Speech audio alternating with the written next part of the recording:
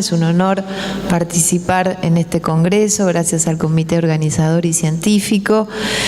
Bueno, espero no aburrirlos, gracias por la presencia de siendo viernes y tan tempranito. Y quiero comentarles que muchos de los conceptos vertidos en esta charla provienen de una revisión de artículo que hemos publicado. Tuve el honor de participar con las doctoras Miriam Antonietti y María del Carmen Toca. Bueno, mi tema es prevenir desde la concepción, la restricción de crecimiento intrauterino, el bajo peso.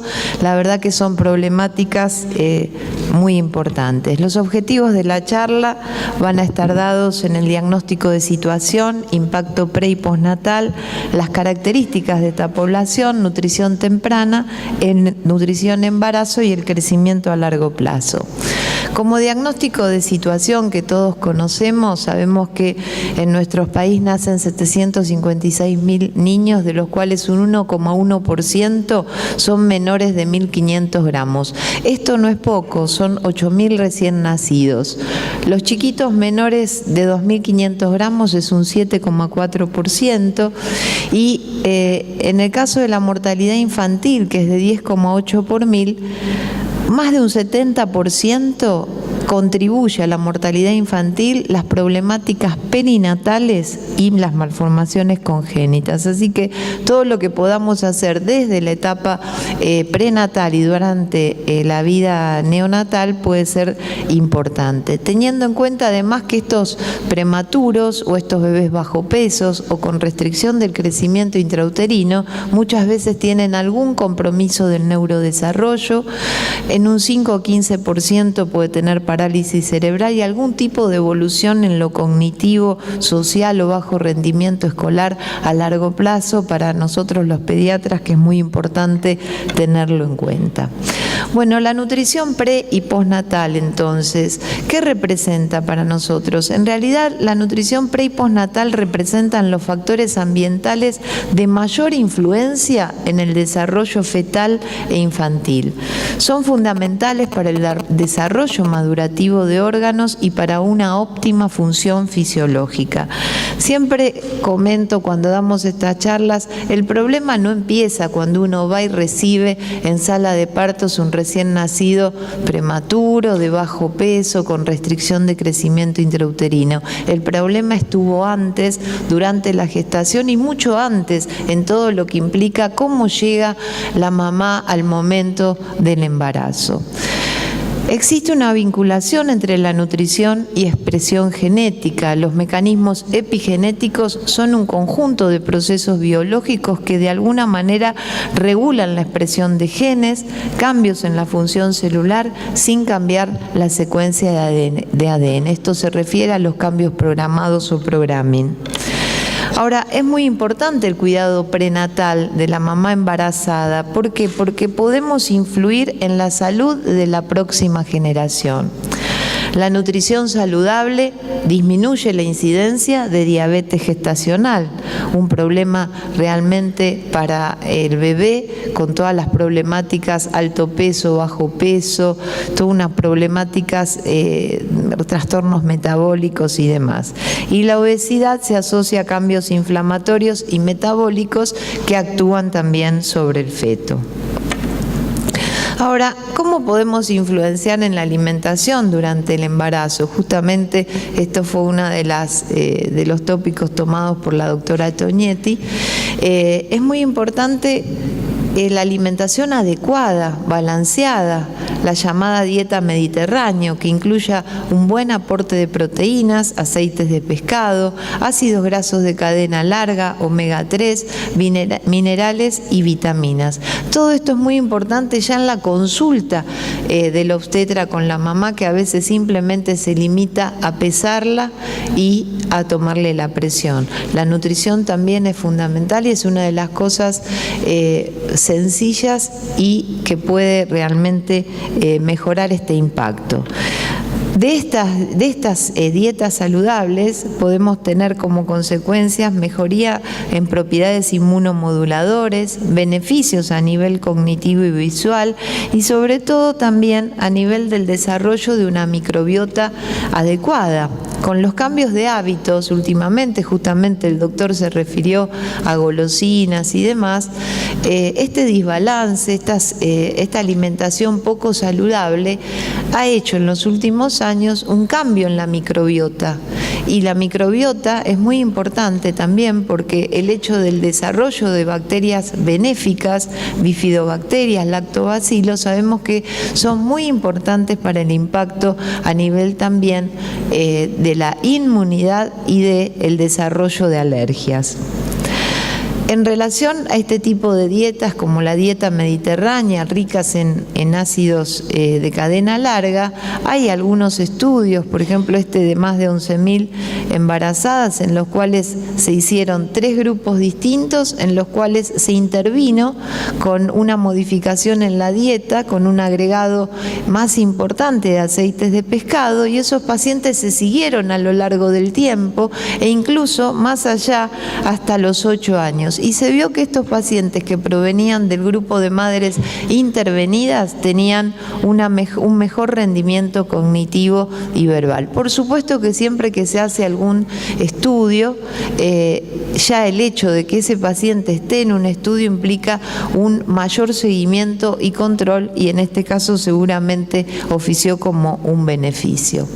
Ahora, el crecimiento fetal, sabemos que durante la vida intrauterina es el periodo de mayor crecimiento. Ese bebé para crecer requiere más de 4 gramos de proteínas por kilo para lograr ese crecimiento que nosotros esperamos para llegar al momento del nacimiento. Por supuesto que también requiere otros macronutrientes como es la glucosa, ácidos grasos esenciales, y es muy importante ese adecuado balance para que este bebé crezca adecuadamente. Sin embargo, en algunas circunstancias estos nutrientes no son disponibles por problemas que son múltiples, problemas propios de la madre, problemas placentarios, problemas fetales, que hacen que este bebé crezca inadecuadamente y tenga una restricción de crecimiento intrauterino. Ese déficit de nutrientes va a generar en estos bebés una adaptación fetal con cambios programados, fisiológicos y metabólicos que están vinculados a lo que todos conocemos con las hipótesis de Baker, que va a dar lugar en este bebé a una adaptación. Va a crecer con lo poco que tiene, pero de alguna manera esto va a repercutir a largo plazo en enfermedades crónicas no transmisibles. Siguiendo con los aspectos de la nutrición y el embarazo, entonces, en base a evitar este déficit, es muy importante tener en cuenta que en caso que ocurra este déficit de macro o de micronutrientes, es fundamental en qué momento del embarazo ocurrió y durante cuánto tiempo. En base a eso, a qué tipo de nutrientes, en qué momento ocurre, cuánto tiempo existe esa anoxia, eso va a determinar una mayor morbimortalidad materno-fetal, que nosotros la veremos expresada en el bajo peso al nacer, la prematurez extrema y la restricción de crecimiento intrauterino. Ahora, de todo lo que podamos hacer para prevenir, sin duda existe un impacto en la salud de este bebé, en la salud del hijo. Y tengamos en cuenta, porque nosotros también los pediatras podemos actuar con esas familias que seguimos cuando la mamá se embaraza y demás. Una dieta saludable se asocia a una reducción entre un 24 y 46% de la posibilidad de tener diabetes gestacional. Sabemos que el alto peso, la obesidad, implica mayor riesgo, no solo materno, sino también fetal por un desbalance metabólico e inflamatorio. Y la inadecuada ganancia de peso también, esas mamás que no logran aumentar, que tienen menos de 8 kilos durante el embarazo, también se asocia a alteraciones fetales, sobre todo restricción de crecimiento intrauterino y bajo peso al nacer. Fíjense en este esquema en el cual se evalúa síndrome metabólico según el peso. Acá tenemos el control, el grupo control, en el cual se lo sigue a lo largo de un periodo de tiempo y se ve que no hay grandes cambios en relación al peso, pero aquellos que es el grupo que tuvo diabetes gestacional, si se lo controla en el seguimiento del peso a largo plazo, esos bebés luego fueron chicos con mayor peso en su infancia. Ahora, ¿qué factores inciden en el peso al nacer? En realidad los factores son múltiples, entre ellos son biológicos y socioambientales. En relación a los biológicos, la edad materna es muy importante, tanto la mamá añosa como la mamá adolescente. La gestación, qué número de gestación es, si es una gestación única o múltiple, qué grado de nutrición tiene esa mamá, si es desnutrida o obesa. El tamaño materno, no es lo mismo una mamá con una estatura muy baja que una estatura adecuada. Distintas enfermedades, en especial la hipertensión, diabetes, obesidad, infecciones virales, bacterianas, las infecciones, perinatales y genéticas. Y en lo socioambiental contribuye sin duda de alguna manera el grado de instrucción materna, porque esto también va a permitirle preguntar más, insistir y actualizarse en base a las necesidades para su seguimiento. El nivel socioeconómico, a veces las dificultades de poder acceder a un control simplemente por no tener los medios para poder trasladarse. La alimentación, que eso es simplemente poder elegir una adecuada nutrición, pero si uno lo conoce.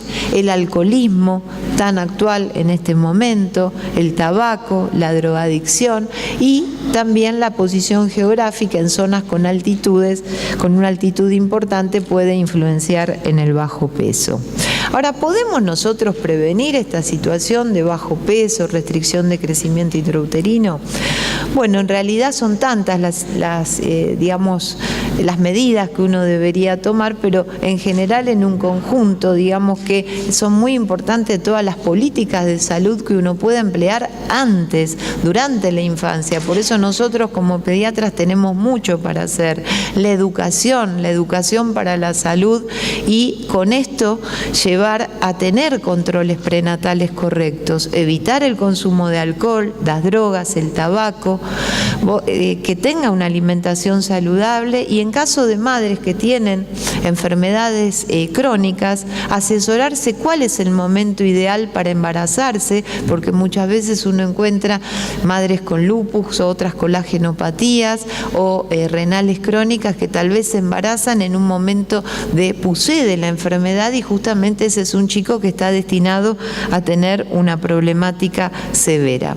Ahora, estos bebés prematuros, bajo pesos, con restricción de crecimiento, tienen más riesgo porque tienen más riesgo en el déficit de nutrientes, son inadecuados los pasajes transplacentarios de los nutrientes y además son bebés que requieren una mayor demanda para crecer por todo lo que ya viene previo.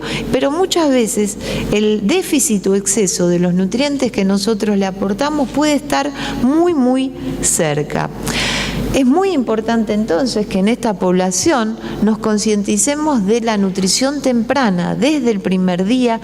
Esto evita complicaciones, tiene una posibilidad de optimizar el neurodesarrollo, el metabolismo fosfocálcico y también la función del sistema inmune. Y aunque uno le parezca demasiado que desde la neonatología, desde la etapa del embarazo, uno pueda tener una influencia, sí existe una influencia positiva hacia la salud del adulto. A pesar de esto, de estas problemáticas, seguimos teniendo en las unidades de cuidados intensivos restricción de crecimiento extrauterino o desnutrición postnatal, prácticamente a expensas de un déficit de proteínas. Entonces, desde el primer día de vida tenemos que dar un aporte nutricional con nutrición parenteral, con alto aporte proteico, glucosa, ácidos grasos esenciales, micronutrientes y vitaminas. A pesar de hacerlo y de la mejor manera, estos bebés se van alejando a lo largo de la internación del percentilo más bajo. Sobre todo los más difíciles para este soporte nutricional son los bebés que son prematuros y además bajo peso, que son dos problemáticas en las cuales creo que debemos seguir trabajando para poder mejorar. Fíjense las recomendaciones de los europeos, del SGAM, para bebés menores de 1000 o menores de 1800 gramos, la cantidad de proteínas que requieren están alrededor de los 4 gramos por kilo. Ahora, Sin duda que este tipo de pacientes requiere un soporte de nutrición parenteral desde el primer día de vida, pero nosotros tenemos que saber que lo fundamental para estos bebés es incorporar la leche humana lo antes posible.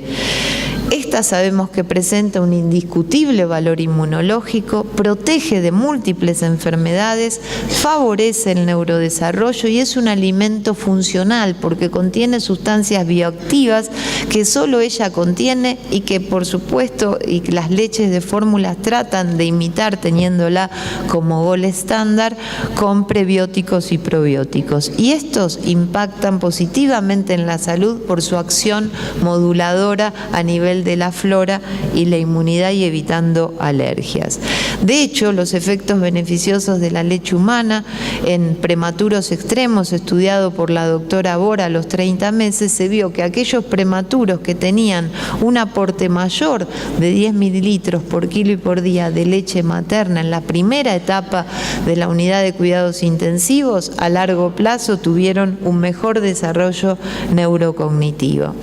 Ahora, la leche humana es protectora de infecciones, sabemos que previene la enterocolitis, que siempre nuestra preocupación en este grupo de pacientes que son chiquitos, bajo peso y demás, y optimiza el neurodesarrollo, pero a pesar de esto y que de ser lo mejor, en poblaciones de muy bajo peso, sobre todo los menores de 1.800 gramos, no es suficiente y muchas veces necesitamos fortificarla para lograr que estos pacientes que nacieron en un momento donde le faltó la acreción de macro y micronutrientes se los pueda complementar con la fortificación de la misma. Del uso de adecuados nutrientes, altas proteínas, ácidos grasos, leche humana, probióticos, lactoferrina, vamos a tener sin duda mejora e impacto en las distintas morbilidades de estos bebés, displasia, crecimiento, sepsis, enterocolitis, y si nosotros mejoramos estas morbilidades, seguro que vamos a mejorar también cómo se desarrollen a largo plazo, porque no nos importa tanto si ese bebé tiene 1 centímetro más de talla o 10 gramos más de peso, nos importa que sean personas con un adecuado desarrollo neurocognitivo para poder valerse adecuadamente en la vida. Y de hecho, fíjense que de un aporte proteico adecuado en la primera semana de vida, sobre todo en chicos menores de 1.000 gramos, el mejor aporte proteico, en especial llegando a estos valores que les había contado en la primera semana de vida, es crucial porque la nutrición en ese periodo sensible es muy importante en el impacto a largo plazo. Ahora, a pesar de esto, existen déficits de nutrientes, tanto fetales como posteriores, por la restricción del crecimiento intrauterino, y eso impacta en la alteración de la estructura y función del cerebro, en el volumen de la sustancia gris cortical, en el estriado y en el hipocampo. No quiere decir que todo bebé chiquito va a tener todas estas problemáticas, pero bueno, hay que tenerlo en cuenta. Y fíjense que esto ocurre cuando este bebé se va desarrollando en la etapa prenatal, donde hay migración, proliferación neuronal, y luego toda la organización estructural y de neurotransmisores muchas veces transcurre cuando esos bebés están internados en la unidad de cuidados intensivos.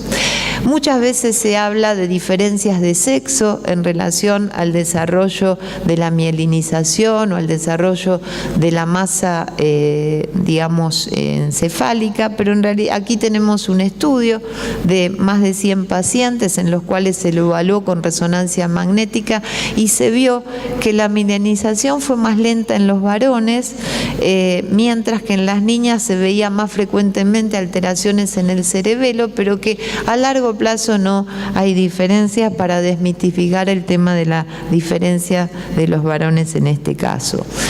Estos nutrientes, los ácidos grasos esenciales, son muy importantes y son los más abundantes en la leche humana. Estos se vinculan a todo lo que es acumulación selectiva en retina y en la sustancia gris, y el déficit va vinculado a alteraciones visuales y neurocognitivas. Ahora, ¿qué puede ocurrir en estos chicos si tienen déficit de proteínas, de glucosa, de ácidos grasos esenciales? Se pueden manifestar a largo plazo múltiples o aislados déficits cognitivos que van desde alteraciones de la atención, de la memoria, lectoescritura y bajo rendimiento escolar. Así que nosotros como pediatras tener en cuenta estos datos y seguir especialmente a estos pacientes con algunos de estos riesgos. Se han identificado en algunos estudios periodos de crecimiento con un impacto en el neurodesarrollo, y se vio que aquellos pacientes que tenían un mejor crecimiento a las 40 semanas, a posteriores tenían también un mejor neurodesarrollo. Ahora, estos chicos necesitamos que crezcan y que crezcan a expensas de una adecuada masa magra y grasa en un crecimiento lineal.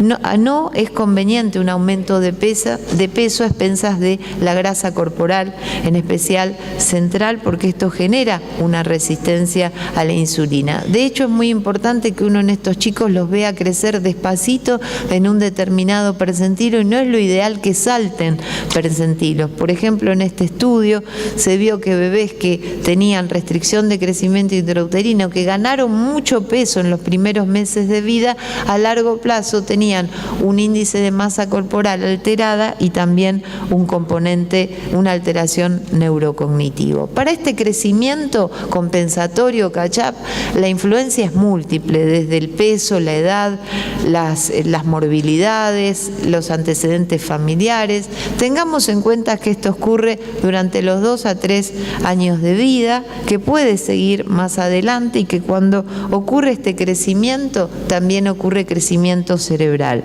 Lo que queremos evitar es el síndrome metabólico, que antes el doctor se refirió, y que es lo que nosotros queremos evitar con este tipo de, de influencias en la alimentación saludable.